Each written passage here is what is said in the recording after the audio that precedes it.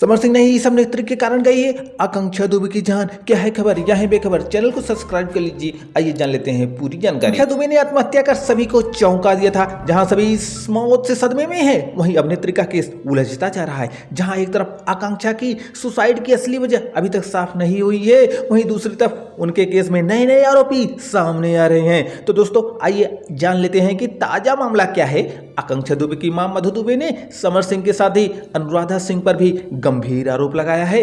आकांक्षा दुबे की मां मधु दुबे ने अनुराधा सिंह पर आरोप लगाया है कि आकांक्षा के सुसाइड के तुरंत बाद जल्दबाजी में अनुराधा ने लाश को जलवा दिया था और आकांक्षा का मोबाइल भी अपने पास रखकर सारा डाटा डिलीट कर दिया था। ऐसे में शक की सुई अनुराधा सिंह पर भी घूमती है। आपको बता दें कि अनुराधा सिंह इस समय स्टार प्लस पर प्रसारित सीरियल इमली में काम कर रही हैं और अब उन्हें पुलिस ने पूछताछ के लिए बुला लिया है। तो देखने वाली बात यह है कि क्या अब इस मामले को सुलझा लिया जाएगा या नहीं। तो दोस्तों जानकारी अच्छी लगी हो तो एक लाइक करिए, चैनल को सब्सक्राइब करिए इंतजार, क्योंकि हम हैं भोजपुरिया बहार।